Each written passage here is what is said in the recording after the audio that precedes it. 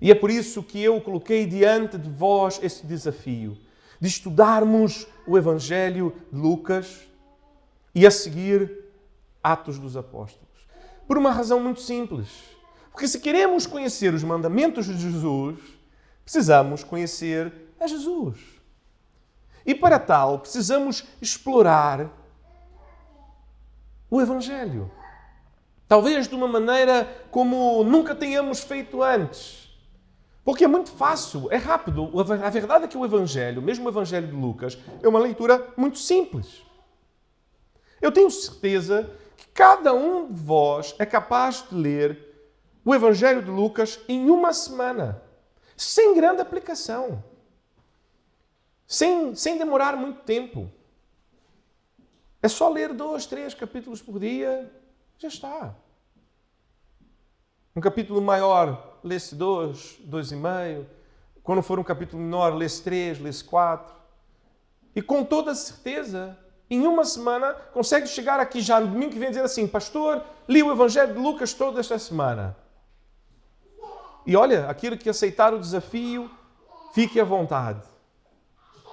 Porque a verdade é que precisamos conhecer verdadeiramente a Jesus. Não Jesus que dizem, não Jesus que o mundo nos diz ou que as pessoas dizem. Porque a verdade é que nós dizemos que somos seguidores de Jesus. Mas quantas vezes pessoas vêm até nós e dizem: mas sabias disto? E nós, muitas vezes, somos pegos de surpresa a dizer: olha, eu não sabia. E sabe por que dizemos eu não sabia? Não é porque de fato não sabíamos, mas é porque temos ainda dúvidas ou não temos certeza. Por exemplo, se alguém viesse até mim e dissesse: olha, pastor, deixa-me contar uma coisa. Sabias que de verdade, a tua mulher tem os cabelos loiros? Eu ia dizer: estás passado. Mas não tem. Não tem mesmo. Não tem sim, eu estou a dizer. Olha, eu sei, fiz uma pesquisa e afinal ela pinta o cabelo de preto. Olha, estás a confundir. Por quê? Porque eu a conheço. Então quando alguém diz um disparate, a verdade é que a minha reação não é: epá, é sério? Deixa-me lá perguntar a ela. E se eu algum dia fizesse essa pergunta a ela, ela ia dizer: mas então, estás passado a cabeça? Tu conheces-me. Sabes que não. E a verdade é que muitas vezes ouvimos disparates acerca de Jesus e duvidamos porque ainda não o conhecemos o suficiente. Não estamos seguros o suficiente do quanto o conhecemos e do que conhecemos dele. E de onde vem a autoridade para conhecermos a ele. E por isso exploramos o Evangelho de Lucas mais uma vez. Inicialmente, e convido os irmãos a abrirem no capítulo 1 novamente o Evangelho de Lucas. E para hoje seguirmos adiante, eu preciso voltar mais uma vez a um verso que já estudamos. Isto porque esse verso nos lançará a luz sobre o que nós vamos falar esta manhã. E este verso é o verso 17, que diz assim na versão Almeida Revista e Atualizada, que é a versão que nós usamos cá em nossa igreja. E diz assim: e irá adiante do Senhor. Aqui quem irá é João Batista. Lembrem-se, isto é o anjo a falar com o seu pai e a dizer: o seu filho, aquele a quem dará o nome João, ele irá adiante do Senhor no espírito e poder de Elias, para converter o coração dos pais aos filhos, converter os desobedientes à prudência dos justos e habilitar para o Senhor um povo preparado.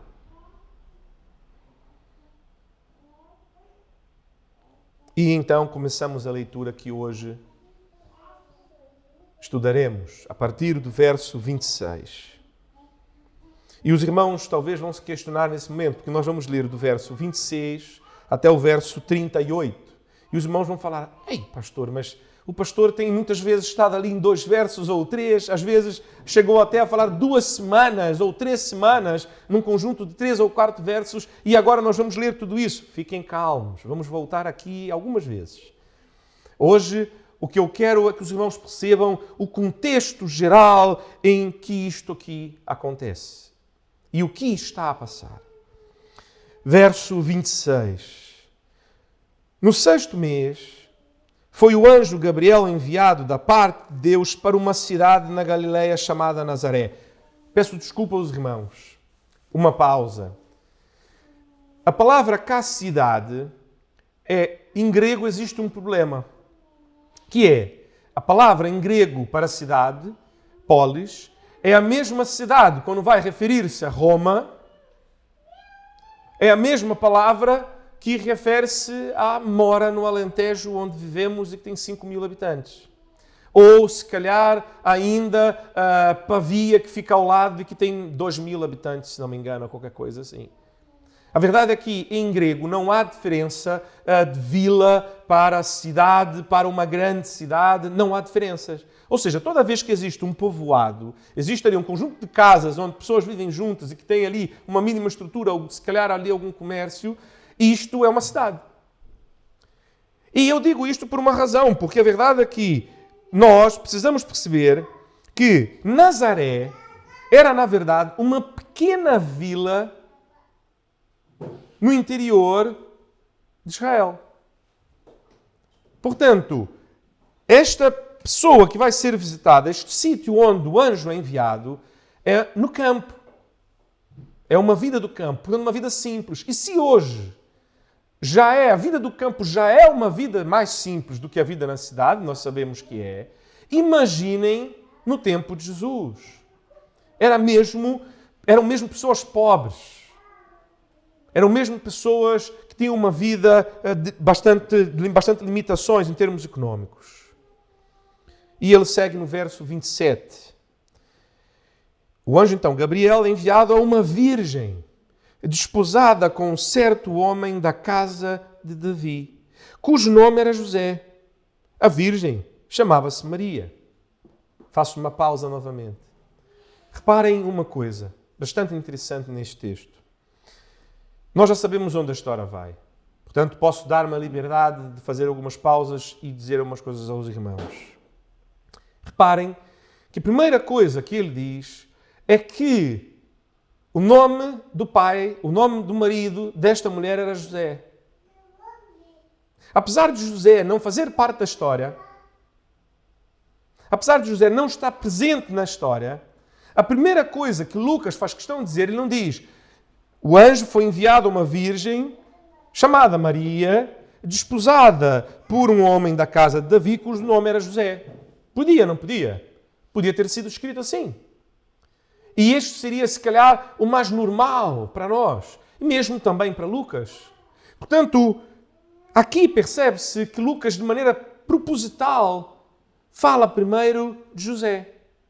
E o que Lucas nos diz acerca de José, e a informação que é muito importante, é que ele, José, era da casa de Davi. Portanto, era ele, José, um filho de Davi. Era da descendência de Davi. E, portanto, ele, como homem, estava habilitado para ao casar-se, ter filhos, e este filho podia ser, de facto, aquele que viria para reinar sobre Israel. Porque, afinal, ele mesmo, como pai desta criança, é descendente de Davi, portanto, essa criança também o seria. Verso 28. E entrando o anjo aonde ela estava, disse: alegre-te muito, favorecida, o Senhor é contigo. Há outra tradução que diz agraciada, no sentido de que a graça de Deus está sobre si. De que a graça e o poder de Deus estão sobre esta mulher, sobre Maria. 29. Ela, porém, ao ouvir esta palavra, perturbou-se muito e pôs-se a pensar o que significaria esta saudação. Obviamente, naquele tempo não era comum um homem dirigir-se a uma mulher. Agora, imagina, ela estava ali em sua casa e de repente vem o anjo ter com ela e diz: alegre-te, muito favorecida, o Senhor é contigo. Além de que, se os irmãos muito bem lembrarem, e por isso que fiz questão de dizer que sítio era este de Nazaré, e qual era o contexto em que ela estava, não era comum um homem falar com uma mulher. Muito menos estando esta mulher já comprometida. Muito menos ele diz a ela: és favorecida pelo Senhor, o Senhor é contigo. Maria, eu imagino que neste momento quase que pensa assim: mas o que é que ele quer dizer com isto? Afinal, olha, desculpe lá, mas não me parece. Não me parece que sou tão favorecida quanto isto. Afinal, vivo uma vida muito humilde, sou alguém do campo, com uma vida humilde, simples, não tenho muitos recursos. A minha família é uma família também humilde. Eu não sou esta pessoa tão importante. Eu não sou esta pessoa... Sou apenas mais uma mulher, uma menina, humilde, simples, que ama o Senhor e que é fiel a Ele, mas é isto. E por isso ela fica a pensar o que significaria esta saudação. Uma voz de um homem a falar com ela e dentro de sua casa e a dizer que ela é favorecida, agraciada por Deus e que Deus é com ela. 29. Ela, porém, ao ouvir esta palavra, perturbou-se muito e pôs-se a pensar no que significaria esta saudação. Mas o anjo lhe disse: Maria, não temas, porque achaste graça diante de Deus.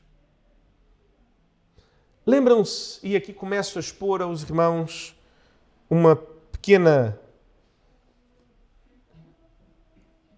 contexto deste texto.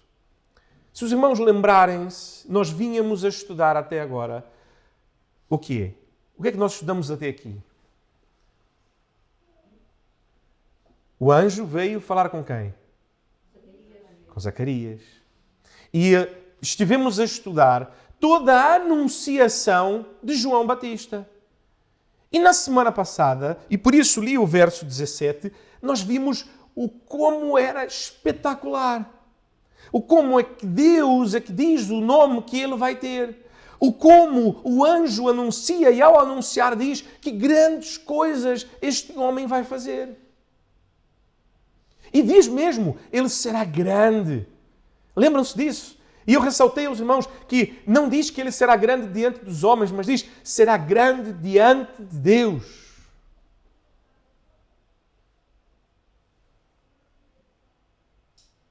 E se os irmãos perceberem, acontece a mesma coisa. O anjo vem falar com Zacarias, fala com ele teme, o anjo diz, então, Maria, não temas. No caso de Zacarias, ele diz, Zacarias, não temas. E as palavras são exatamente as mesmas. Não temas porque achaste graça diante de Deus. No caso de Zacarias, ele diz, Deus ouviu a vossa oração. Conseguem ver aqui que Lucas nitidamente começa a estabelecer um paralelo entre as duas histórias. O Deus, que é o Deus que fala ao sacerdote no Santo dos Santos por meio do anjo que serve em sua presença, Gabriel, que envia a Deus, enviado por Deus para falar ali com Zacarias. E, portanto, esse Deus majestoso, poderoso e que fala ali no secreto e que tem um lugar específico para falar e que é no Santo dos Santos, tanto que quando Zacarias sai de lá de dentro mudo, em silêncio, sem conseguir falar, o povo já sabe, ele teve ali um encontro com Deus. Também é o mesmo Deus que a seguir envia o mesmo anjo, Gabriel. Desta vez, não para o Santo dos Santos, nem sequer para o templo, nem sequer para o pátio do templo, nem sequer ainda em Jerusalém, Nem sequer a Belém, onde o Messias haveria de nascer, e já estava anunciado que assim seria. Mas há uma pequena vila na Galileia, chamada Nazaré. Há uma menina que nem sequer casada ainda era, mas já estava prometida em casamento a um jovem da casa de Davi. Este sim, que tinha suas raízes em Belém, chamado José. E então o anjo começa a dizer o que vai acontecer, assim como foi com Zacarias. Lembram-se disso? Então ele começa a dizer que a sua esposa, a sua mulher, dará à luz um filho, ela se achará grávida, dará à luz um filho, e darás a ele o nome de João, e ele será grande diante de Deus. Verso 31. Eis que conceberás e darás à luz um filho, a quem chamarás pelo nome Jesus. Este será grande. Olha novamente. Este será grande. E será chamado Filho do Altíssimo. Deus, o Senhor, lhe dará o trono de Davi, seu pai. Ele reinará para sempre sobre a casa de Jacó e o seu reinado não terá fim. Lembram-se do que aconteceu quando o anjo anuncia essas coisas a Zacarias? O que Zacarias faz? Ele pergunta, ele questiona, ele não acredita, ele diz, mas como assim? Como é que pode? Como é que eu vou saber? Eu já estou velho, minha esposa já está velha. Como é que vou saber que de facto isto vai acontecer? 35. Respondeu-lhe o anjo, descerá sobre ti o Espírito Santo e o poder do Altíssimo te envolverá com a sua sombra. Por isso também o ente santo que há de nascer será chamado Filho de Deus. E Isabel, tua parenta, igualmente, concebeu um filho na sua velhice, sendo este já o 6º mês para aquela que diziam ser estéril. Porque para Deus não haverá impossíveis em todas as suas promessas. Então disse Maria. Ela ainda teve a oportunidade de dizer, porque a esta altura Zacarias já estava mudo. Senão Zacarias provavelmente teria dito alguma coisa. Teria, ok, então vou chamá-lo João. E Maria diz então, aqui está a serva do Senhor, que se cumpra em mim conforme a tua palavra. E o anjo se ausentou dela. Glória a Deus. Voltamos então ao verso 17.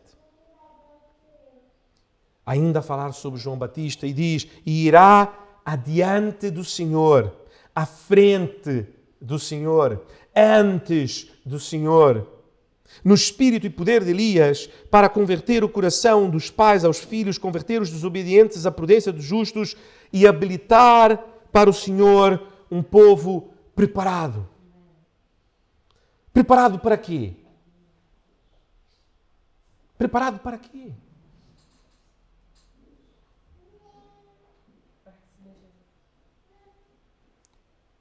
A resposta está no começo do verso 17. Irá adiante do Senhor. Preparado para receber aquele que viria.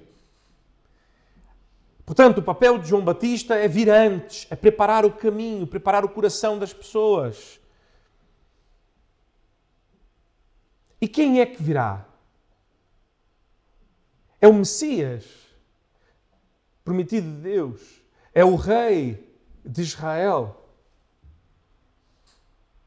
É o libertador do povo de Israel. Elias. Era este que o povo esperava, de facto era. E de facto aquele que veio era tudo isto. Era tudo isto quando lembramos da perspectiva que falámos na semana passada, do Deus que não faz apenas aquilo que pedimos, não nos dá aquilo apenas aquilo que pedimos, mas vai além. E como que a própria anunciação de João Batista nos mostra isto. E nos prova que Deus é um Deus que ouve e, portanto, ao ouvir o choro, não apenas dos pais de João, Zacarias e Isabel, mas ouvir também o choro do povo de Israel, que chora a pedir um libertador social, político, econômico, um rei sobre Israel, Deus envia-se a si mesmo. Porque o que o texto nos diz é que Ele irá adiante do Senhor. E aqui nós vemos a primeira pista de quem é este que está por vir. É o próprio Senhor.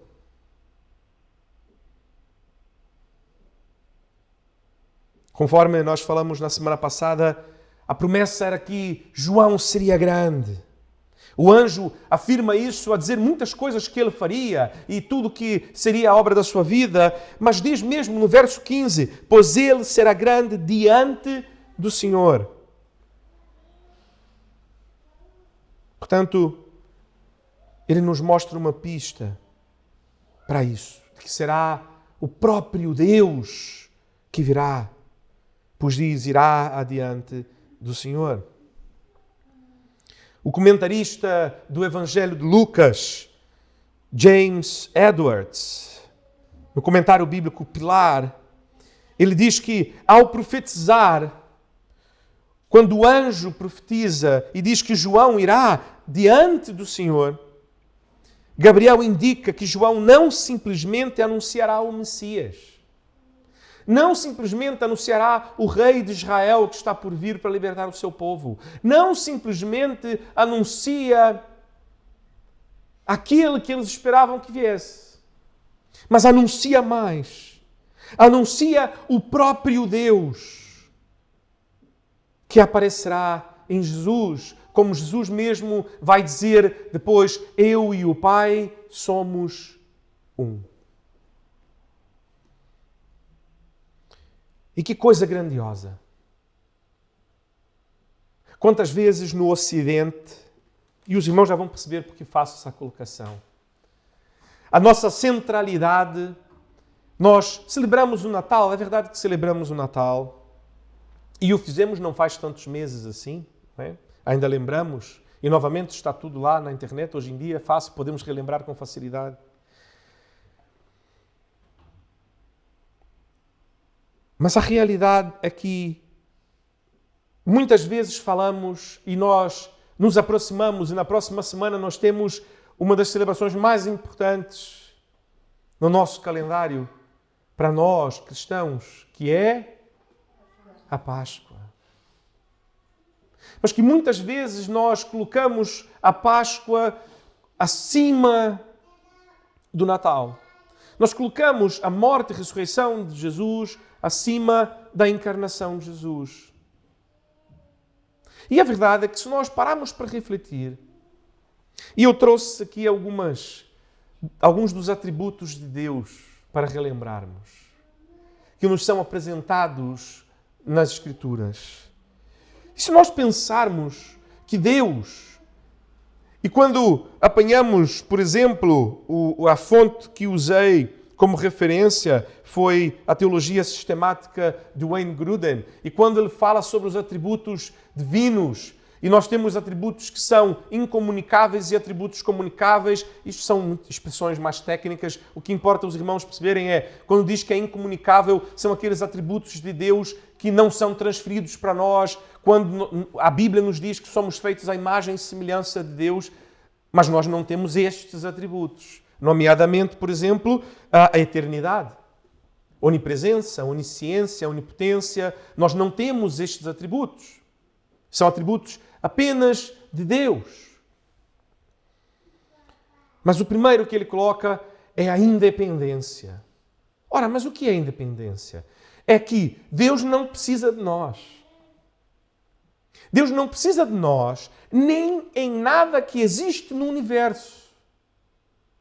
Isso porque Deus existe em si mesmo e satisfaz-se a si mesmo em si. Portanto, Deus não precisa de nós nem de nada no universo para nada. Ele é absolutamente independente.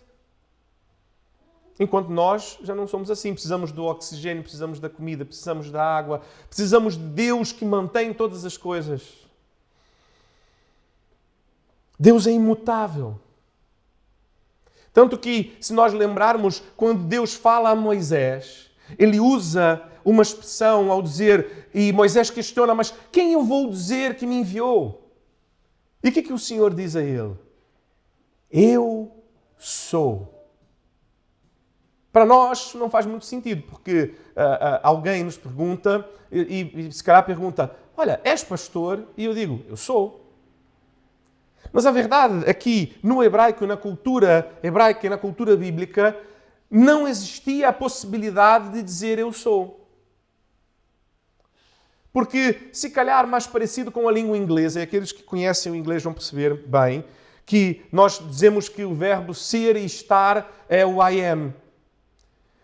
E nós falamos, como é que são limitados, não é? Nossa língua é muito mais rica, porque a nossa língua, o ser e estar são coisas distintas, não é o mesmo verbo. E às vezes é difícil para alguém da língua inglesa perceber quando nós estamos a fazer essa diferença entre o ser, ou seja, algo que é temporal, e o estar, o ser, algo que é mais,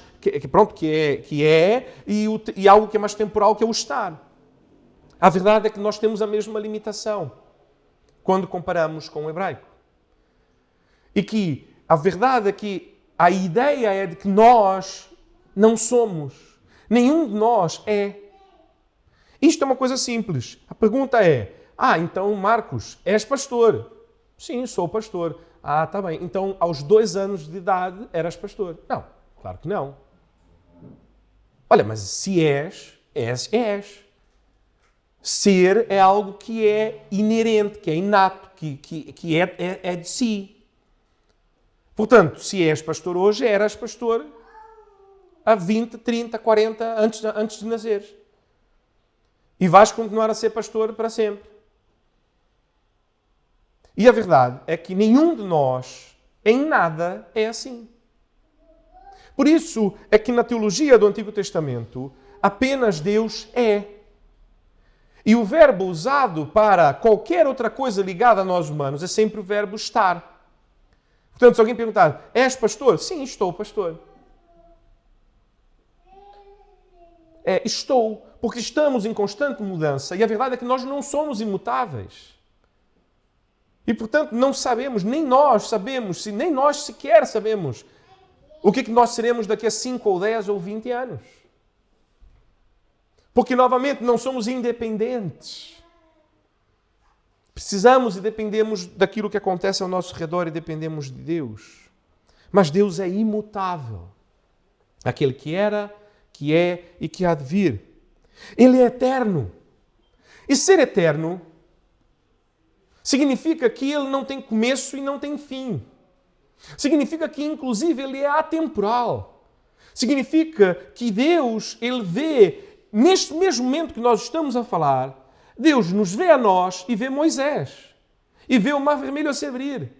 Porque a verdade é que Deus está fora da linha do tempo. A verdade é que a linha do tempo da história existe nele.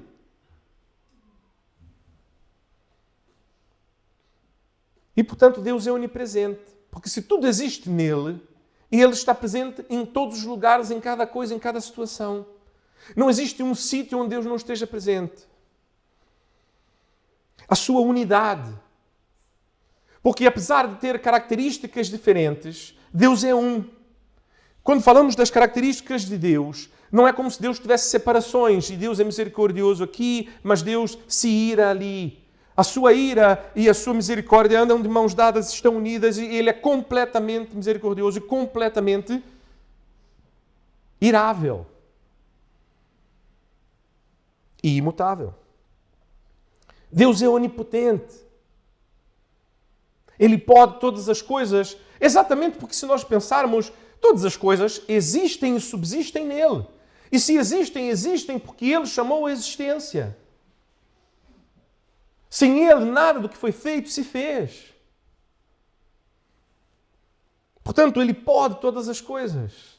Ele criou a ordem das coisas, mas Ele pode, com uma palavra, mudar a ordem que Ele mesmo criou. A exemplo, acabei de falar sobre o Mar Vermelho, que se abre diante do povo. Isto não faz sentido nenhum. Isto vai contra todas as regras da física, da química, da biologia, de todas as regras de tudo. Mas Ele, que criou todas as coisas, pode num instante, com uma palavra, dizer a Moisés: olha, vê o cajado que está à tua mão, levanta este cajado. E Moisés levanta o cajado e o mar abre-se diante dele. E o povo passa seco. Deus é justo. Ele é a própria definição de justiça, exatamente porque Ele é quem criou todas as leis e todas as coisas e, portanto, tudo existe e subsiste nele. Ele é santo. Santo significa separado. E se existe alguém que é separado, é Ele. Ele é zeloso. Ele é amor. Ele é a própria definição de amor. Amor não é algo que conhecemos e olhamos para Deus e então dizemos: afinal eu reconheço que Deus tem essa característica. É ao contrário. Só conhecemos o amor quando conhecemos a Deus, conhecemos a Jesus. E Ele é sábio, porque nele existe toda a sabedoria e apenas nele e através dele existe e subsiste toda a sabedoria. João, capítulo 1, nos diz assim. João, capítulo 1, no verso 1. No princípio era o verbo, o logos, o conceito, a ideia. E o verbo estava com Deus. Estava com Deus. Estar não é uma coisa para verbo, para palavra. A palavra estava com Ele. Significa aqui que Ele está a dizer: a palavra é uma pessoa, é alguém, é um ente. E o verbo era Deus.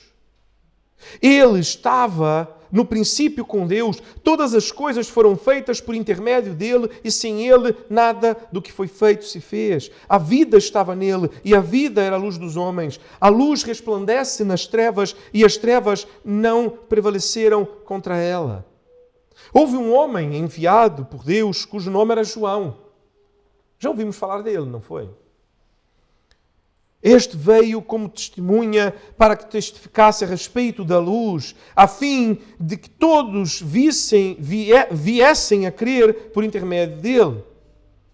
Ele não era luz, mas veio para que testificasse da luz, a saber, a verdadeira luz que vinha ao mundo e que ilumina todo o homem. O Verbo estava no mundo, o mundo foi feito por intermédio dele, mas o mundo não o conheceu. Veio para o que era seu e os seus não receberam, mas a todos quantos receberam, deu-lhes o poder de serem feitos filhos de Deus, a saber, os que creem no seu nome, os quais não nasceram do sangue, nem da vontade da carne, nem da vontade do homem, mas de Deus. E o Verbo se fez carne e habitou entre nós, cheio de graça e de verdade, e vimos a sua glória, glória como do unigênito do Pai.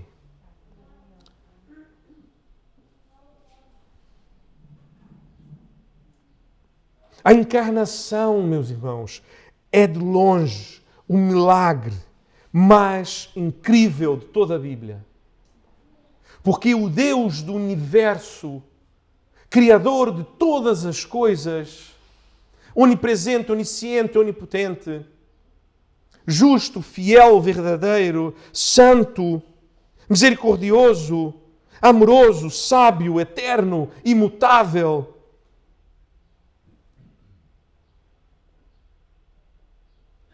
uniu-se em sua natureza divina, sem abrir mão de nada dela, continuando a ser completamente Deus. Tornou-se homem e viveu entre nós.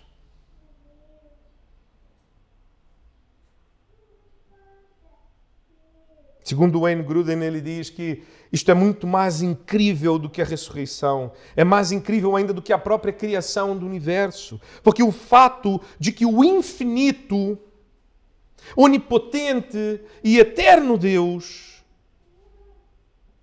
pudesse tornar-se homem e unir-se a uma natureza humana para sempre. Porque lembramos, Jesus quando ressuscita, ressuscita em corpo. E portanto Jesus hoje está vivo também em corpo. E Jesus não deixou de ter a natureza humana. Pelo contrário, ele continua a ter a natureza humana. Tanto que depois de ressuscitar, ele diz o que aos discípulos? Tenho fome. Deem-me de comer. E come com eles. De modo que o Deus infinito se tornasse uma pessoa como um homem finito. E isso permanecerá por toda a eternidade. O milagre mais profundo e o mistério mais profundo de todos no universo. 1 Timóteo 3, 15 e 16, o apóstolo Paulo diz assim: evidentemente grande é o mistério da piedade. E ele abre aspas e canta um hino. E canta um hino, se ele o faz porque isto era um hino que era corrente nas comunidades. Ele cita uma música que sabe que Timóteo vai lembrar. Está a dizer assim, Timóteo, lembra-te desta música. Olha, não diz assim, não cantamos assim. Por isso que a música é tão poderosa. Por isso que nós cantamos quando nos encontramos. E ele diz, evidentemente grande é o mistério da piedade. Aquele que foi manifestado na carne. Foi justificado em espírito. Contemplado por anjos. Pregado entre os gentios. Crido no mundo. Recebido na glória. Quando lemos este texto, quando lemos este trecho, e por isso li o trecho todo, e fiz questão de ler o trecho todo, e à luz do que já estudamos até aqui, apenas podemos dizer, é chegada a hora. O anjo já anunciou, Deus já decretou nos céus e anunciou que Ele não vai enviar um servo seu. Ele não vai enviar um homem qualquer. Ele não vai enviar um anjo. Ele não vai enviar apenas um servo seu para fazer este trabalho. Ele mesmo vem. Ele mesmo vem. Ele envia o seu filho e ele está a caminho. Que grande mistério. Que grande mistério. E é por isso que nós louvamos ao Senhor. Porque Ele é digno de ser louvado, porque de fato os seus caminhos são misteriosos a nós, mas são verdadeiros e justos e santos. E como nos alegramos em saber e conhecê-lo. Que possamos a cada dia conhecer mais ao nosso Senhor Jesus, para podermos assim anunciá-lo ao mundo que tanto dele precisa, mas que não o conhece. Oremos ao Senhor.